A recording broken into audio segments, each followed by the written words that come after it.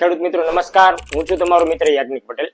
મિત્રો, આજે જે આપણે વાત કરવાની છે એ ખૂબ જ એવી અગત્યની છે, કારણ કે કોઈ પણ ચોમાસું પાકનું આપણે વાવેતર કરતા હોય, સામાન્ય રીતે જનરલી કપાસ મગફળીનું વાવેતર કરતા હોય તો એમાં બધા જ ખેડૂત મિત્રોને એક મુખ્ય પ્રશ્ન એ રહેતો હોય છે કે પાયામાં ખાતરો છે એ ક્યાં ક્યાં નાખવા જોઈએ, ક્યાં ક્યાં જરૂરી તત્વો છે એ પાયામાં આવી જવા જોઈએ.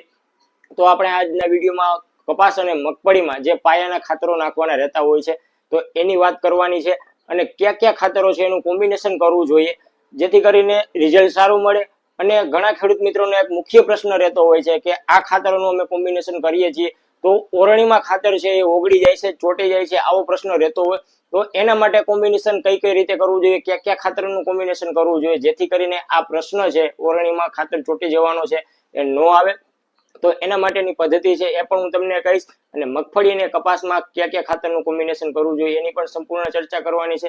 તો મિત્રો, વિડીયો છે એ પૂરો જોજો, અંત સુધી જોજો, માહિતી છે એ પૂરી મળે એવો પ્રયાસ કરજો.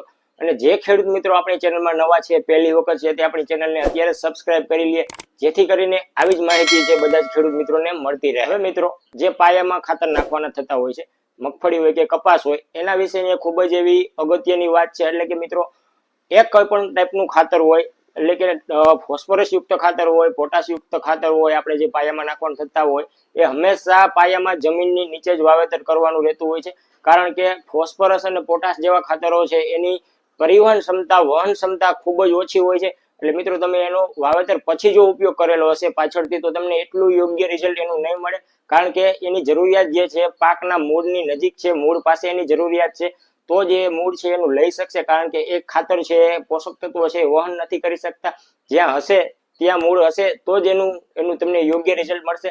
એટલે આ કોઈ પણ ટાઈપના ખાતરો છે એ હંમેશા પાયામાં વાવેતર કરવું જોઈએ. એટલે કે તમે મિત્રો વાવેતર પહેલા પણ આ ખાતરને વાવી શકો, અથવા તો વાવેતર સમયે સાથે પણ એનું વાવેતર કરી શકો, પરંતુ એ જમીનની નીચે હશે તો તમને એટલું યોગ્ય કામ કરશે અને એનું પૂરતું રિઝલ્ટ તમને મળશે. મિત્રો, આજે જે આપણે વાત કરવાની છે માત્ર રાસાયણિક ખાતરો જે નાખવાના થતા હોય એના ઉપર વાત કરવાની છે. કોઈ ખાતરની આપણે ડીપમાં ઊંડાણપૂર્વક વાત નથી કરવાની. આપણે માત્ર જે ખાતર નાખવાના છે એ અને એનો શું ડોઝ રાખવો જોઈએ અને એનું શું કોમ્બિનેશન કરવું જોઈએ એની ચર્ચા કરવાની છે. પૂરી માહિતી માટે આપણે આગળ ખાતરનું જે SSP નો વિડીયો મૂકેલો છે એમાં તમે જોઈ શકો છો કેટલા તત્વો આવે છે, કઈ રીતે કામ કરે છે અને કેટલો ડોઝ રહેતો હોય છે.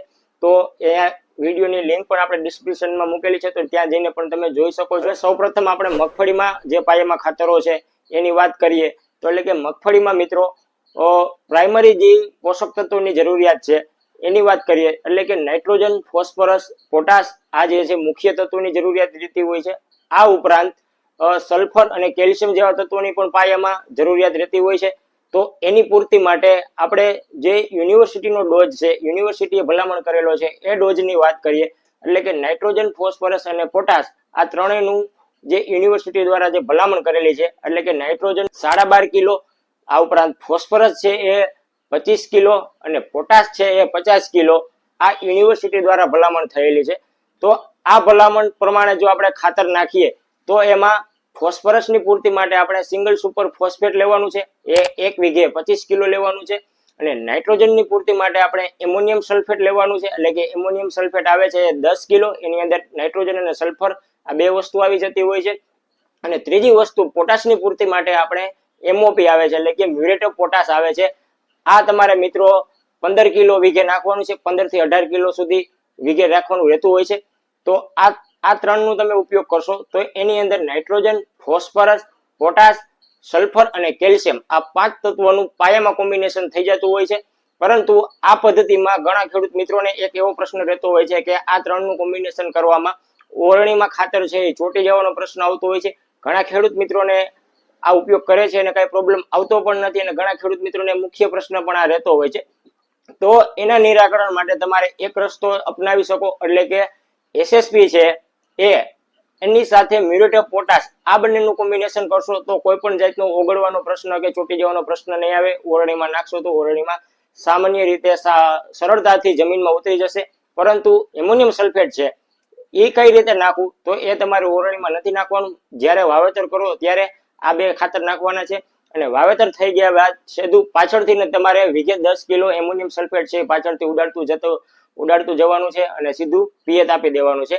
આ પદ્ધતિ છે એ ખૂબ સરળ છે અને અપનાવી શકો, પરંતુ તમારે એસએસપી અથવા તો આ ત્રણનું ખાતરનું કોમ્બિનેશન નથી કરવું તો એના માટે તમારે બેસ્ટ છે કે 20-20-0-13 ખાતર આવે છે એ નાખવાનું છે વીઘે 15 કિલો, અને એની સાથે એમઓપી પોટાશ આવે છે એ પણ વીઘે 15 કિલો નાખીને આ બંનેનો ઉપયોગ કરશો તો કોઈ પણ જાતનો ચોટી જવાનો કે ઓગળી જવાનો ઓરણીમાં પ્રશ્ન નહીં આવે.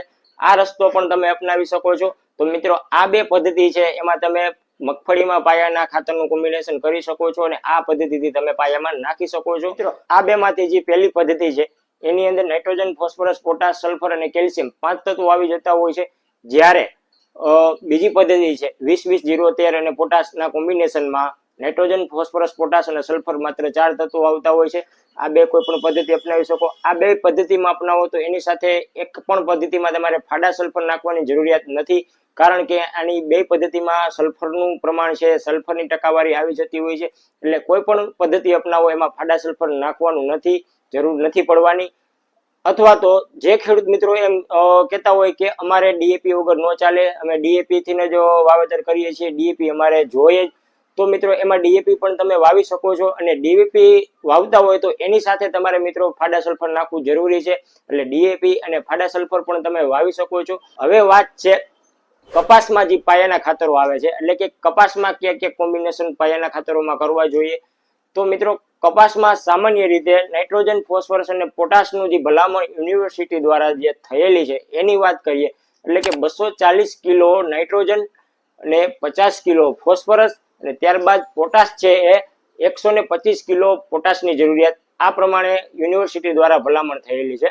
કારણ કે મગફળીમાં જે ડોઝ છે એ ખૂબ ઓછો છે, જ્યારે કપાસના પાકમાં વાવેતરમાં પાયામાં જે ખાતર નાખવાનું થતું હોય છે એ ડોઝ વધારે રહેતો હોય છે, કારણ કે કપાસ છે લાંબા સમયગાળા વાળો પાક છે, ઊંડા ખીલા મૂળ વાળો પાક છે અને ખૂબ હાઈટ વાળો પાક થતો હોય છે, તો એમાં ખોરાકની જરૂરિયાત પણ વધારે રહેતી હોય છે, એટલે એમાં જે ભલામણ થયેલી છે મગફળી કરતા ખૂબ વધારે રહેતી હોય છે. તો એમાં ભલામણ પ્રમાણે ખાતરની આપણે જો વાત કરીએ તો એમાં ડીએપી છે એ ફોસ્ફરસ અને નાઇટ્રોજન આ બે વસ્તુ ડીએપી ની અંદર રહેતી હોય છે. તો ડીએપી છે એ તમે વીઘે 18 કિલો નાખવાનું રહેતું હોય છે, અને એની સાથે જે મ્યુરેટ ઓફ પોટાશ આવે છે, એટલે કે એમઓપી કરીને આવતું હોય છે, એ વીઘે 25 કિલો નાખવાનું છે. એટલે નાઇટ્રોજન, ફોસ્ફરસ અને પોટાશ આ ત્રણ વસ્તુનું જળવાઈ રહેતું હોય છે. નાઇટ્રોજનનું પ્રમાણ વધારે છે એટલું આપણે મતલબમાં ભલામણ વધારે છે, પણ આપણે એટલું નથી નાખવાનું, કારણ કે છોડની છોડ વચારે જગ્યા વધુ હોય તો જ્યારે વધારે જો નાઇટ્રોજનનો ઉપયોગ કરશો તો છોડની હાઈટ ખૂબ વધી જતી હોય છે અને ઢળી જવાનો કે ભાંગી જવાનો પ્રશ્ન રહેતો હોય છે. એટલે મિત્રો શરૂઆતમાં છે નાઇટ્રોજનનું પ્રમાણ થોડુંક ઓછું વાપરીએ તો ચાલે. ડીએપી વાપરતા હોય તો ડીએપી અને એની સાથે પોટાશ આ બંનેનું કોમ્બિનેશન કરીને તમે કપાસના પાકમાં પાયામાં ખાતર વાપરી શકો છો. આ ઉપરાંત કોઈ ડીએપી નથી વાપરવું અને અન્ય ખાતર વાપરવું છે તો એના માટે 20-20-0 ખાતર આવે છે, ખૂબ બેસ્ટ વસ્તુ છે. ડીએપી કરતા તમને ખૂબ સારું એમાં રિઝલ્ટ મળવાનું છે. એટલે કે 20-20-0 ની અંદર નાઇટ્રોજન, ફોસ્ફરસ અને સલ્ફર ત્રણ વસ્તુનું કોમ્બિનેશન રહેતું હોય છે, જે વીઘે તમારે 36 થી 40 કિલો નાખવાનું થતું હોય છે. કારણ કે 20-20-0 ની અંદર જે ડીએપી કરતા ફોસ્ફરસનું પ્રમાણ છે અડધું રહેતું હોય છે, એટલે મિત્રો ડોઝ છે એ પણ તમારે 36 થી 40 કિલો રાખવાનું થતું હોય છે.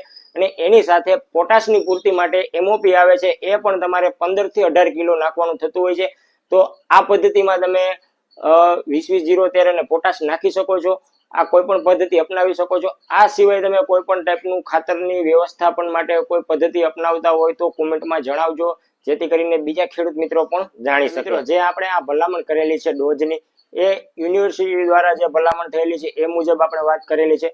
પરંતુ જો તમારી જમીનની ઉત્પાદન ક્ષમતા બહુ ખૂબ સારી હોય, એટલે કે તમને લાગે છે કે મગફળી, કપાસનું આપણે વાવેતર કરીએ છીએ તો વલ છે એનું ખૂબ વધારે થઈ જતું હોય છે, તો તમે ખાતરનું પ્રમાણ છે ઓછું વધતું કરી શકો છો. પરંતુ જે ખેડૂત મિત્રોને જાણવું છે કે મારે એકચ્યુઅલમાં કેટલું ખાતર નાખવું જોઈએ, તો એના માટે મિત્રો તમારે જમીનનું પૃથ્થકરણ છે, જમીનની લેબ છે એ કરવી ખૂબ જરૂરી છે. તો એના ઉપરથી તમે માહિતી મેળવી શકો કે મારે વીઘે આટલું ખાતર છે આ પ્રમાણમાં જવું જોઈએ. તો મિત્રો એના માટે તમારે જમીનની લેબ કરવી જોઈએ. પરંતુ જે ખેડૂત મિત્રોને કંઈક એક્સ્ટ્રા કરવું છે, ના આ ખાતર તો નાખવા જ છે, પરંતુ હજી ઉત્પાદન ક્ષમતા વધે એવું કંઈક કરવું છે, ઉત્પાદન વધે એવું કરવું છે, તો એના માટે મિત્રો તમારે જે માઇક્રોરિઝલ બાયો ફર્ટિલાઇઝર ખાતર આવે છે, ફર્ટિલાઇઝર આવે છે, એ તમે વાપરી શકો છો. જે સારી એવી કંપનીના આવે છે અને સારા એવા કોમ્બિનેશનમાં રહેતા હોય છે. એટલે મિત્રો માઇક્રોરિઝલ બાયો ફર્ટિલાઇઝર તો આવતું જ હોય છે, એની સાથે કાર્બન છે, સીવીડ છે, અથવા તો ટ્રાઇકોડર્મા છે, સ્યુડોમોનેસ છે, આવી બેક્ટેરિયલ પ્રોડક્ટનું પણ કોમ્બિનેશન એમાં રહેતું હોય છે. આવા જે ખાતરો છે એમાં ધાનુકા કંપનીનું માઇક્રો સુપર આવે છે, અથવા તો જે ક્રોપનોસિસ કંપનીનું માઇકો એફ યુનો આવે છે.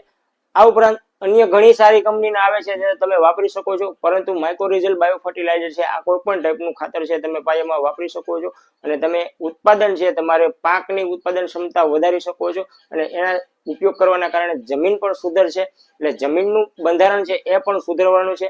તો મિત્રો ફરી જ મળીશું આવી જ નવી માહિતી સાથે નવા વિડીયોમાં. ત્યાં સુધી મને રજા આપશો.